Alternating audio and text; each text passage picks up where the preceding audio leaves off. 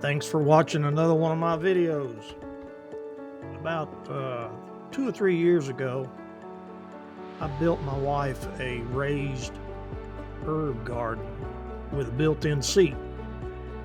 And she could sit on the side of it, reach in there and do what she wanted to on each side without having to get down on her knees to lean over into a raised garden that's not very high. But it turned out I decided to make it absolutely squirrel proof, which results in it being deer, rabbit, squirrel, and bird proof, like I have it advertised. So, like all my other do it yourself videos that I'm starting to make, I keep all the information kind of close to the top of the screen so that when you stop it, especially on YouTube, there'll be stuff across the bottom of the screen. And if you carry your phone out there to the garage to do one of my projects, you can pause it and not be blocked from seeing everything that you're wanting to know. So I put most of the information at the top of the screen. So let's get started. Let's roll into this. This first slide is step number one. And just head on down there to Home Depot or Lowe's or someplace and get you 4 cap blocks, 8x4 by 16 inch, solid, or you can get the hollow type, it doesn't matter. And locate them about 12 foot 6 and 4 foot 10 wide. And I used one of the boards that we're going to be using here shortly, a 2x6. It's already 12 foot long and regular framing level from out of the garage. And level your blocks to each other. I didn't do anything fancy except scrape the ground and get rid of some of the grass and leveled it up, packed the dirt a little bit on it, and then just laid the blocks on the ground. In the photographs, you'll see there's bricks in between those two, those cornerstone blocks, and they're in there just for looks mainly and take up some space. The frame that we're going to build is actually going to be supported on those 4 corners. Now, this next step is about 90% of your work to build the 2 sides. And you build them on the back. And as you see, you look into the drawing there at number 3, it's pointing to 2 2x4s. Now, you either lay them on the ground, build them on top of those 2 2x4s, or set them on sawhorses. Now, those, I'm going to mention this now, kind of like ahead of it. On number 3, those 2 boards are used to hold your base frame, which is number 1, and your seat frame, number 2, together with about a 4-inch air gap, as you see out there on the right hand end. Now, I'm going to step back down here to number 1 and number 2. Now, the difference between those two is the 2x4 you're using as a base is going to be screwed into the 2x6. And then the seat frame number 2, you're going to take the 2x6 of it and it's going to be screwed into the 2x4. And that's about the most complicated part of the whole thing, and that's real easy. You can look at the diagram and see how they relate to each other. And we're going to step over here to number 4 now. With those number 3 temporary 2x4s holding this thing apart and keeping it square, you can roll out your hardware cloth. Now, you're going to be using half by half square galvanized hardware cloth. And if you buy a 3-foot roll, you're going to cut a 6 inches off of one side of it. That gives you 30 inches left over, which we're going to use the full 30 inch on the doors that open and close on the top of it. Roll that screen out, staple it in there, do whatever you want to get it held together. Staple gun is what I used.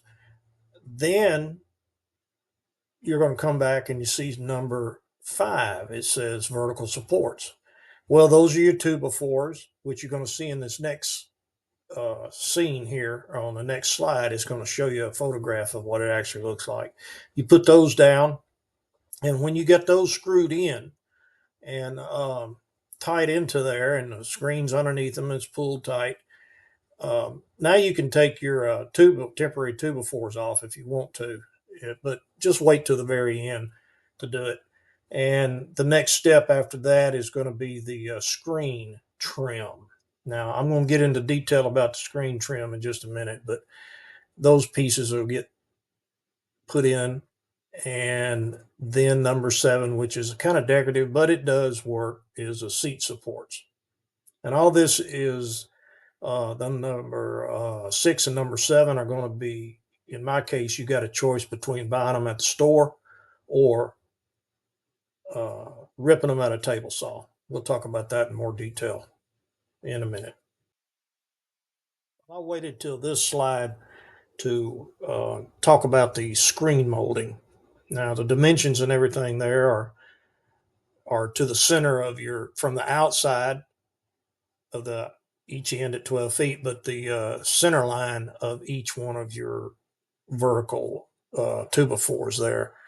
And I just want to warn you, even if you rip your own screen, because I've got lots of 2x4s laying around and I have access to a table saw to safely do it, you can go down to Home Depot and Lowe's and get your window screen molding already in the shape that you want it. And then cut it to length. But don't jump the gun and start cutting them all to length once you figure out what the space is between one of your spaces. You'll need to size them to each space because, believe me, uh, I can't get those things to sit dead center like they are. I'll one of them, that 1 foot 10 3/4 might be 10 7/8, and the next one over will be 6/8 or something like that instead of that 3/4.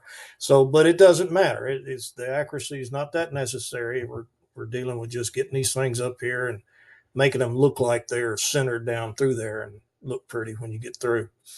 So, my word of advice is do not cut. Don't run in there and cut all your molding because you'll have some that won't go in there and you'll have some that have some pretty good gaps when you finally put it in there on top of your screen.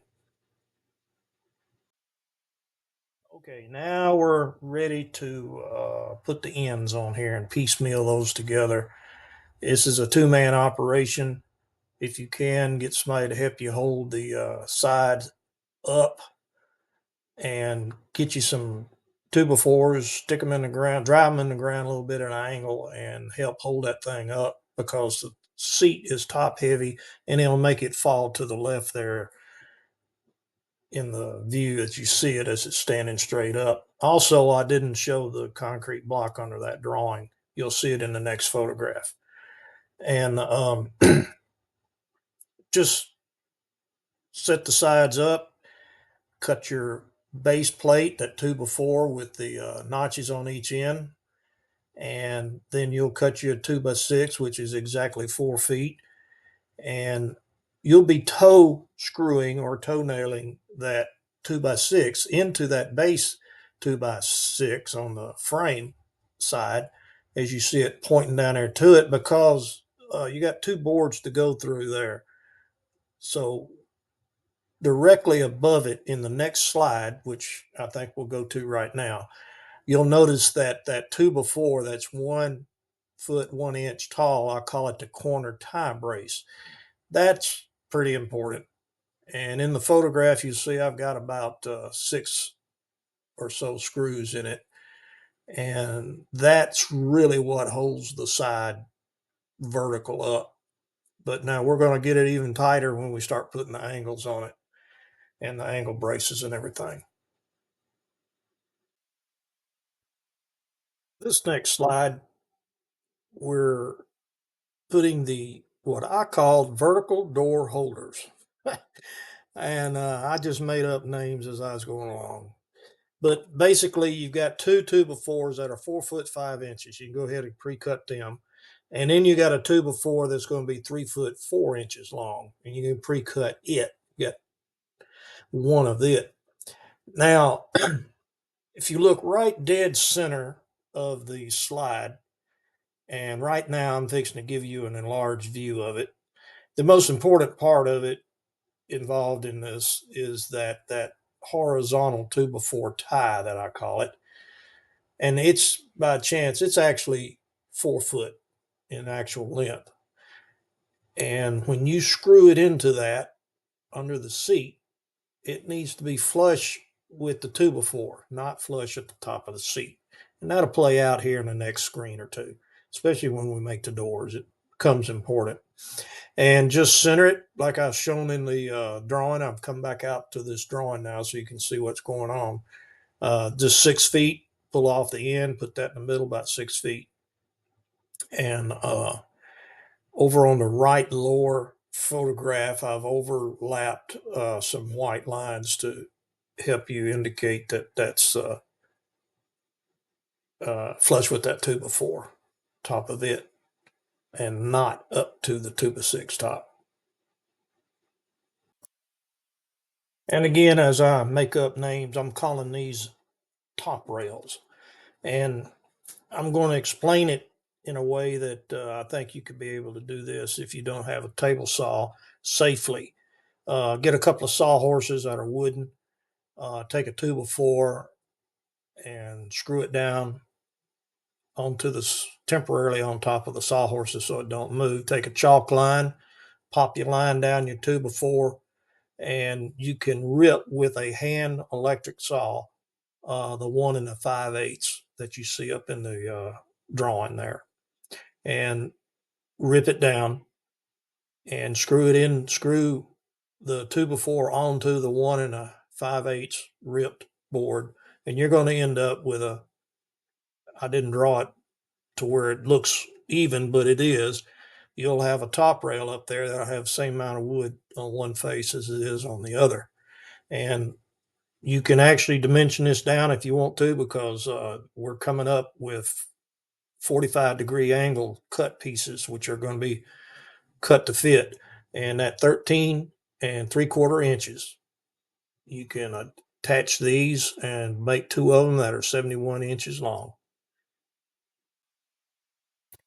Okay, this one, um, I said earlier about if you didn't have a table saw, what you do is go down there to the store and you'll get some what the 2x2s, which will be actually 1 1/2 by 1 1/2. They're going to be 8 foots or 10s or maybe 12-foot pieces. And you can um, use your sawhorses and stuff in a triangle to get you 45 degrees and mark them and cut them by hand with electric saw and not have to use a miter saw or something. But in my case, I ripped my 2x4s down because I had too many 2x4s left over from other projects and got my 1 1/2 by 1 1/2. The next slide they're showing you now is a photograph, and it's out of everything on this picture, the one in the middle that's looking up underneath the top rail. And you'll notice there's about a 1/2 inch gap or so, and this is the most important part, which is a big variable. Um, when you put your two angles together and they meet each other on those vertical boards, if they don't slide all the way up underneath there and actually touch underneath the top rail, it doesn't matter. Just bring them down and put them together like in the photograph and let them touch each other. But if and in your case it does, and they actually touch each other in the center and they go all the way up underneath there, that's fine too. It doesn't matter because you'll see how that plays out when we make the doors next. The only important thing is notice, and I'm bringing it back into the picture now, the heel must be flush at the top of the horizontal 2x4 again. Same old 2x4 deal, not flush with the top of the 2x6, which is your seat. And let's move on. Okay, now on this slide, I'm going to be, uh, first off, I'm starting off with your main frame. And I'll just get past that, and then I'll talk about the enlargements to help you put it together in the photographs I'm fixing to show you. The frame is, you go ahead and make these 4 frames. You go ahead and these dimensions are rounded off and they work good. You've got two, a bottom and a top, uh, 68 inches long. and two end rails, which are 1.5 by 1.5 by 30 inches. And you got the center rail, which is going to be 27 inches. And you could go ahead and put all these together, just screw into each end or nail into each end. And your strength is going to come into play in a few minutes here. I'm going to tell you about putting some angles on the corners, metal angles. But the frame is going to be, you're going for 30 inches by 71 inches. And now in this next enlargement photograph here, you see that I've shown you some angles, and just hindsight and foresight and anything else. If I were to do this again, I would get the next size up angle a little bit stronger, and also the next size up hinge, which I'm showing you here. And the angles need to be on them while they're sitting on the sawhorses and you're making these things. And in my case, I went ahead and put the hinges on, as you see here, underneath the screening. Now, this is where you're going to come in with that 30 inches of screen that was left over when you made those side 6-inch side strips, and go ahead while they're sitting on the sawhorses and staple down your screen. Um, then I put the screen molding on too. Have all that on there before you go to hassling with getting it put onto the actual raised bed frame. The next enlargement that I'm bringing into the picture here is uh, when we're putting it on the frame and setting it out there onto your bed. You need that half-inch gap, and that plays out with being able to swing it up into the air. So to get that gap, find something that's a half inch, a couple of screwdrivers, something, pieces of wood, put them at each end of your frame as you lay them down on top of the frame, the top rail up there, and get that half-inch gap all the way down through the seat area. If you don't have that and you screw your hinges in ahead of that gap, not having a gap, then you won't hardly be able to raise it because it'll jam into the seat. You need that gap, and it all play out to you when you screw the first one together. After you go to the trouble to make that gap through it when you screw the hinges up there on that top rail. Last picture I got here, and it plays a role. Put you some little fancy handles on it, but put them on the ends, not in the middle of the door. I did first ones I did. I had them in the middle, and I was sitting there holding the door up and having to go down to the end of the door to raise it up to get it hooked and latched in. So just put them on the corners because you're going to be lifting it from the corners to latch them up anyway, and it'll all play out in the next picture. Okay, now we're almost finished, and believe it or not, the angle of these latches, as are shown in the picture, pointing toward each other, as trivial as you may think that is, it will reduce your aggravation when you get holding that door up and trying to hook that latch in there. It really does play a part, and um, get you some great big oversized. I bought the biggest ones that they had in the store. I think I was in a Ace Hardware or something when I got these. And now, this next little picture I've got enlarged here, notice that the eye that's holding the latch itself is at a 45-degree angle. And when you let go of that latch, it'll flop down and they'll point to each other when they're sitting there in a resting position. And when you raise that door up, you got one hand holding the door and you got only one hand to grab, reach through that little crack there and get that latch, bring it up and hook her in. Now, the location of the eyes on the doors is trial and error. Just you want the latch to kind of hang down a little bit and not straight out when it's hooked to the door, and it'll help it not come unlatched when you're hooking the other side. And if you're going to leave the doors up for 2 or 3 or 4 days or something like that in the hot sun and prevent it from warping, you be sure you latched up on both ends of the door. And that's my word of advice. is how trivial that sounds. It's just getting that little 45-degree angle. This next slide I enjoyed doing.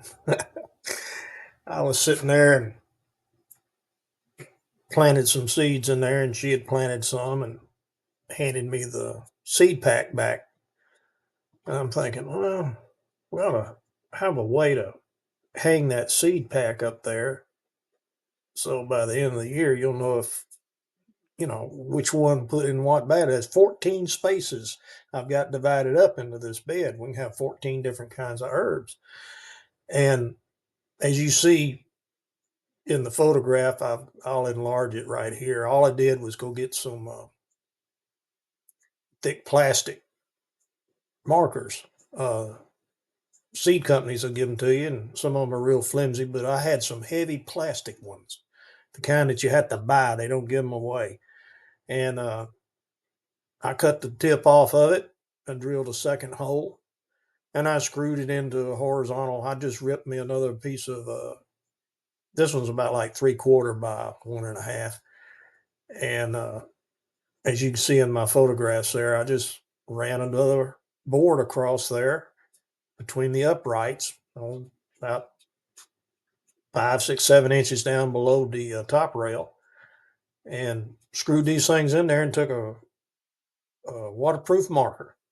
But I found I did do this though, which I recommend. I went up there to Office Depot place, and I found some aluminum thick, really heavy push pins, and they're strong enough. I just push them suckers right into the wood, as you can see in that picture right there. And we hang the seed packs up above each spot. And by the end of the year, if they worked out, you know what you did. You don't have to write them down or save them back or nothing. You can just see what you're doing. It works out. Ends up having seed packs all down through there. Well, good luck building it. Hope it works out for you. There's a few variables in there, but if you use my dimensions, it's existing. And I will promise this, if you do any comments and you actually tackle this project and you use the comments, uh, I will pay attention to them and answer you back. And if I have to, I'll go out in the yard, take a picture of where you're having a problem, and help you send a picture to you of whatever angle or corner you're having a problem with. I don't mind that at all. Okay, last but not least, the material list. The one thing I want to emphasize is I figured the material list over on the left based on my cut list as to which boards I'm cutting into what pieces and what have you, like a cut list in production. And the one thing I'm going to give one example. I had a table saw and I ripping up 2x4s like I was telling you earlier. And the reason I was doing that, there was a second side to it, was those were treated boards. And I wanted my screening covers and my little 45-degree angles and stuff like that were 2x2s and the screening molding. I wanted them to be of treated material. So I just ripped treated 2x4s, and everything I built was treated. So you can eliminate about 9 or 10 of my 2x4s. I had a lot of waste figure in because of the knots and things that were in them. When you go and buy 2x2s and screen molding that's already